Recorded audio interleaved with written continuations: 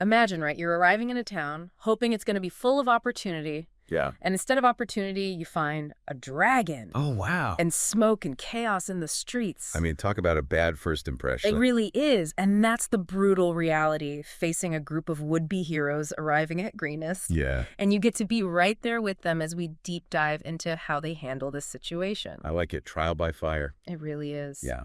So today we're unpacking the initial moments of a pretty daring adventure in Greenest, and you all shared some great sources that introduce us to a unique group of people, these adventurers, and the really terrifying crisis that they've walked right into. It's interesting seeing these regular people basically step up to this huge threat. Right, they didn't sign up for this. Exactly, yeah. So we've got these excerpts that introduce Argon, Ektar, Kalek, Poppy, and Wog, so we get to know a little bit about them and what brought them to this point, and then a session transcript that throws them right into this dragon attack. Oh, wow. So we get to see them react under pressure. Exactly. No time to get ready for this. Yeah. So our goal today is to understand who these adventurers are, what brought them to this town, and witness their very first actions in the face of overwhelming danger. Awesome. All right, so let's set the scene. Okay. They're approaching Greenest.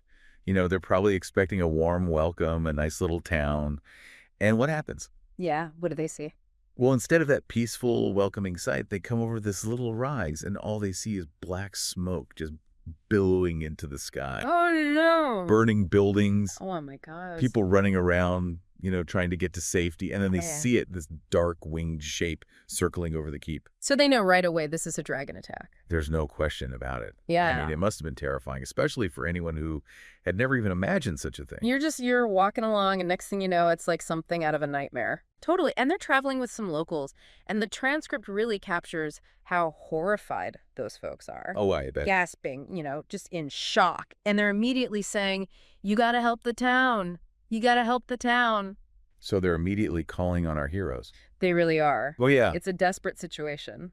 So, like, were these adventurers even planning on being heroes? I mean, Yeah. what were they even doing there? Well, we know Ektar, Kalak, and Wog, they were traveling together, hoping to find some work guarding caravans. Okay, so maybe looking for a little excitement. Oh, yeah, maybe some renown, some treasure. Who knows? Right. It's always nice to have a little bit of that.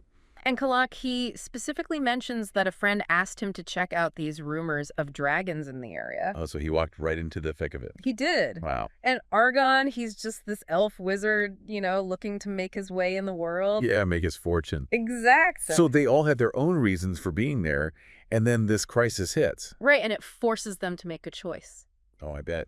Yeah. So let's meet these heroes. Okay, let's hear about him. First up, we've got Kalak, a tiefling sorcerer. Oh, a tiefling. So he's got, like, some infernal ancestry. Yeah, those really striking features. Nice. He's described as kind of this wandering hedonist, always has this wry smile, like he's finding the chaos sort of amusing. Oh. And he always seems to be looking for trouble. Oh, that's not good. But he's also a divine soul sorcerer. Which is what? Well, one person called it like a bargain bin cleric. Yeah. But basically his magic comes from this celestial spiritual source. Interesting. So maybe there's more to him than meets the eye. You never know. Yeah. Then we have Poppy. She's a halfling fighter. A halfling. Aren't they supposed to be small? They are, but she's carrying this huge warhammer. Oh, so she's not afraid of a fight? Not at all. And she comes from the sage background. Oh, so she's smart too. Yeah, she's got the brains and the brawn. And early on, she comes across as pretty headstrong, definitely someone who prefers action over thinking. I can respect that. There's even this funny bit where someone makes a joke about her maybe licking people. Oh my gosh. Yeah, it's just this weird little moment, but it shows she's got this kind of unusual spirited personality. I like her already. And then there's Wog. Okay, Wog. Tell me about Wog.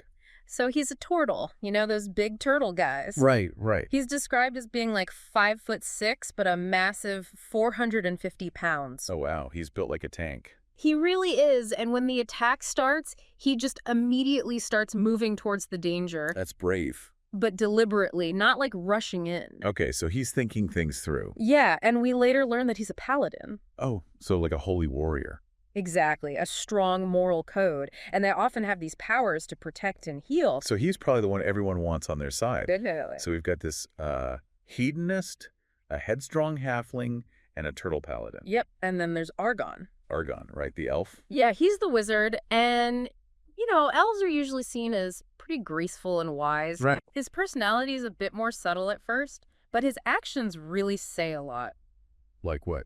Well, he's definitely the smart one, the one who's ready with these powerful spells to take on whatever they face. Okay, so like the brains of the operation. Yeah, and he doesn't talk as much as the others, which makes him seem pretty thoughtful. The quiet one, always watching. Exactly. I like it. And finally, we have Ektar. He's a human druid. A human.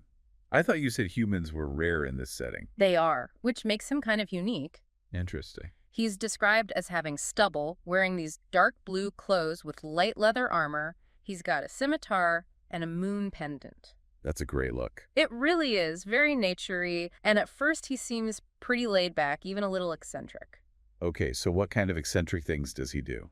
Well, there's this later mention of him enjoying the smell of some weird smoking herbs. Oh, so maybe he's in tune with nature in a different way. Yeah, he definitely marches to the beat of his own drum, but he's also clearly responsible and ready to help. I'm getting a good feeling about this group. Oh, me too. And there are these great little moments where we see them interacting, starting to become a team. Oh, I bet. Like there's this joke about Wog's shell being used as a table. Okay, it's funny. It is. They're finding ways to laugh even though they're walking into this incredibly dangerous situation. Wow, so what happens next? This is where things really get going, right? It is. So they're rushing towards Greenest, and suddenly 5 people come bursting out from between 2 burning buildings. Oh, no. It's a woman, a man who's limping, and 3 kids, and they're just sprinting across the street trying to get to safety. Are they going to make it?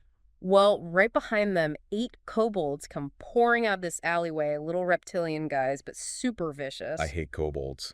And the woman, she turns to face them. She's only got a shield and a broken spear, but she's trying to buy her family some time. Oh, wow. She's so brave. And without even a moment's hesitation, our heroes jump right into the fight. That's amazing. Argon, he casts sleep, and it knocks out like half the kobolds right there. That was a smart move.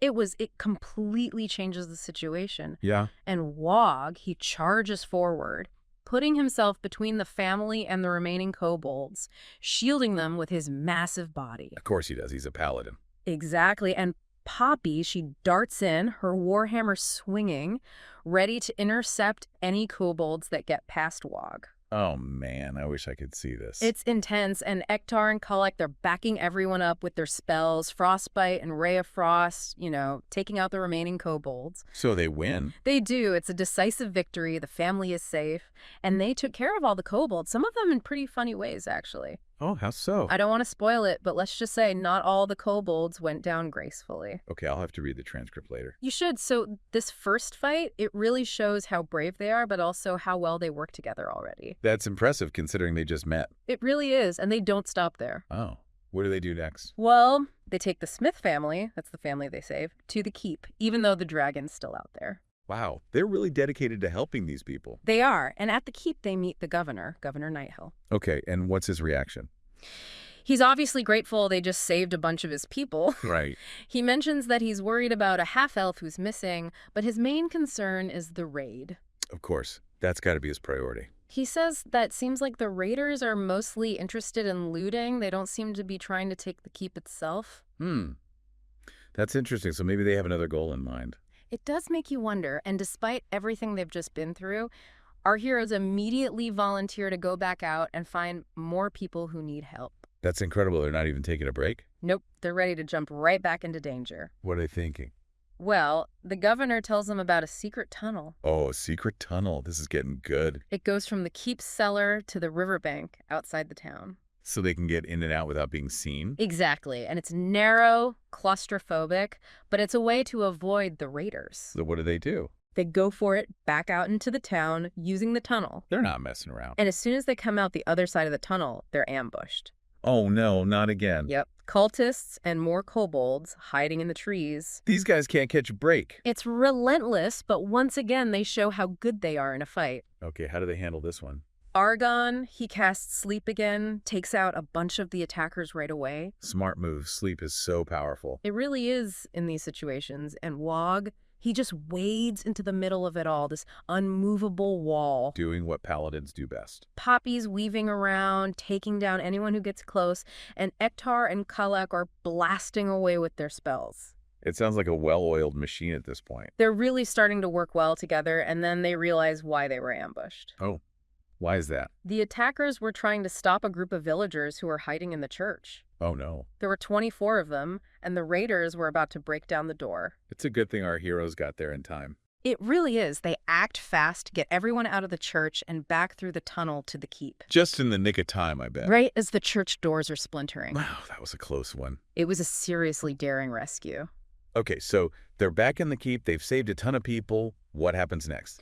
Well, the governor is understandably super grateful. I mean, they've saved so many lives. You're the heroes of Greenest. They really are. And Poppy and Wog, they took a bit of a beating, so they're given healing potions. They deserve it. They do, and then they take a short rest. So they can catch their breath and plan their next move. Exactly, although the sounds of chaos are still going on outside. Yeah, that must be hard to ignore. And from the keep walls, they can see what's happening. What do they see? More kobolds, cultists, even some humans who are probably just mercenaries, looting and burning. Oh no, this is awful. And they see the dragon, too. Is it still attacking? It is, but it's weird. It's like it's not really focused. What do you mean? Like it's just attacking randomly, not strategically. Almost like it's bored. That's really strange. Makes you wonder what it's really after. I know, right? It doesn't make a lot of sense. And then the governor asks them for a favor. What does he want them to do? He wants them to try and capture a prisoner. Oh, wow. That's risky.